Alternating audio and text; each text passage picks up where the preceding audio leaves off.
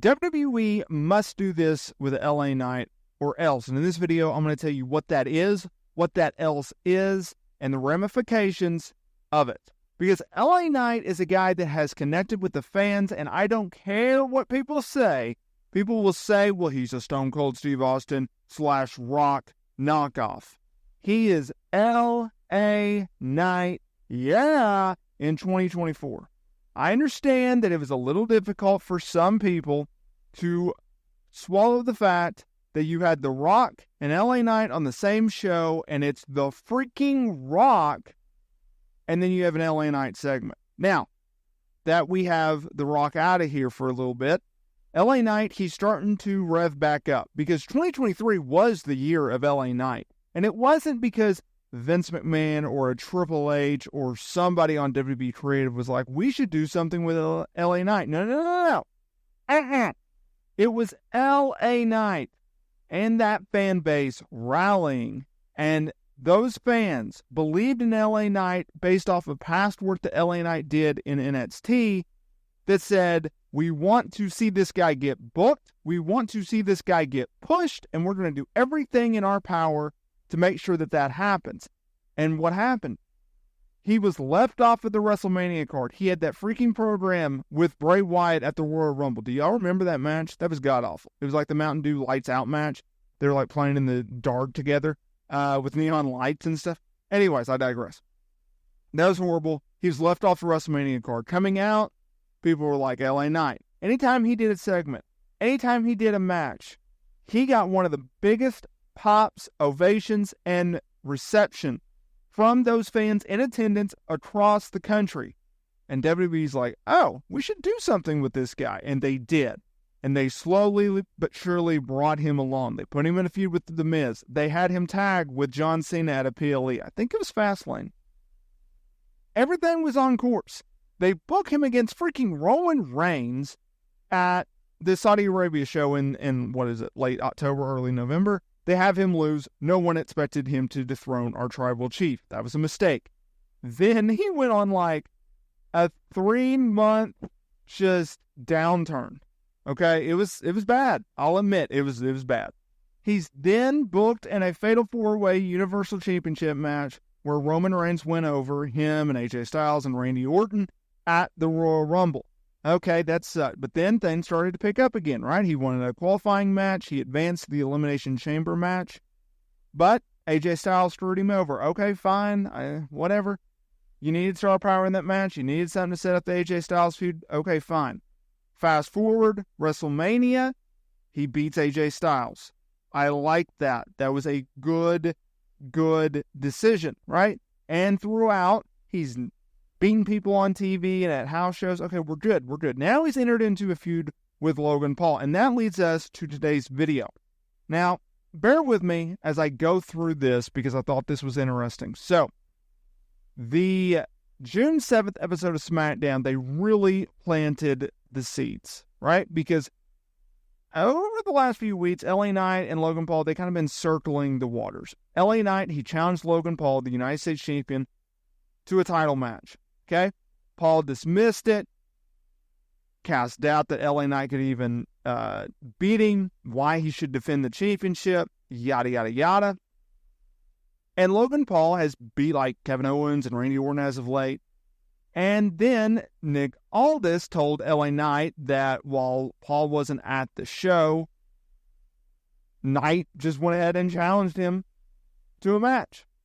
Now, it's believed that they're going to be wrestling at the Clash at the Castle PLE. Now, I'm recording this on June 13th, so this could be a little bit dated. So, bear with me if it is, but I'll get to my point.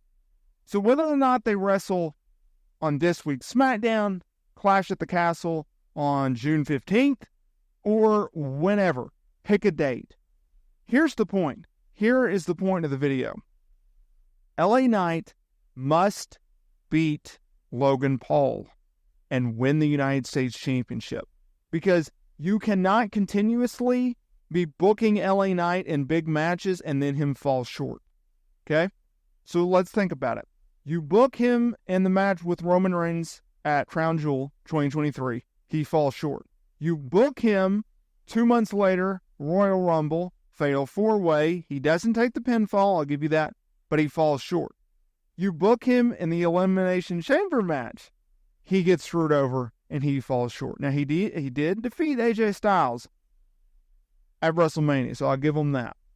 Here's my point. If you book him in a match with Logan Paul and you don't have him win, I'm afraid that it's going to throw some doubt in people's minds of, okay, is this an example of LA Knight? He tots a big game. WWE pushes him a little bit, but they don't give him the big push. Because if that's the case, if people know going into title matches, hey, this guy has no legitimate shot at winning. Hey, this guy does not have a chance in heck of winning this big match. It is going to hurt the belief of those fans in someone. Therefore, it will hurt their reactions when they do segments and matches. Okay? When their entrance music hits. That's going to impact. We also have a guy in Logan Paul who has been United States champion for over 200 days. He can't win a match without cheating abundantly to save his life. He's a part-time guy. And LA Knight is someone that has, for almost a year now, needed to win a championship. Think about that. He's never held a championship on the main roster. That's insane if you think about it. Considering that he's been pushed as consistently as he has been. So they have to have him beat Logan Paul for the United States title. If you're going to do a 2-match program, fine. You want to have it where Logan Paul gets, he somehow, some way just squeaks by and retains the championship, but it's going to lead to an immediate rematch. Okay. If you want to do some kind of squash finish where it's a DQ or a count out or whatever you want to do and it leads to a rematch, fine, you can do that. Either way, LA Knight needs to win the United States Championship within the next 2 months. And if he doesn't, I'm a little concerned. I'm a LA Knight fan. I want to see this guy succeed. I think he can succeed. I hope he can succeed. He's gotten this far with this kind of momentum, with this kind of support from the fan base. And I think if WWE can just stay the course with him, I think he's going to do great things in the company. I think he's a main eventer. I think he's a future world champion. I really do. He's a solid worker in the ring. He's a great promo. He's got charisma out the wazoo.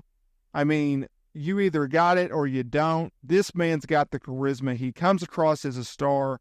He is well positioned in the company. He does great in media. Like, there's fan support, right? Like, he checks a lot of boxes. And so if you're going to go with someone that checks all the freaking boxes and move on, right? And if you don't think LA Knight is that guy, then you need to show your weekly booking differently, right? That's all I'm saying. Let me know down in the comments area below.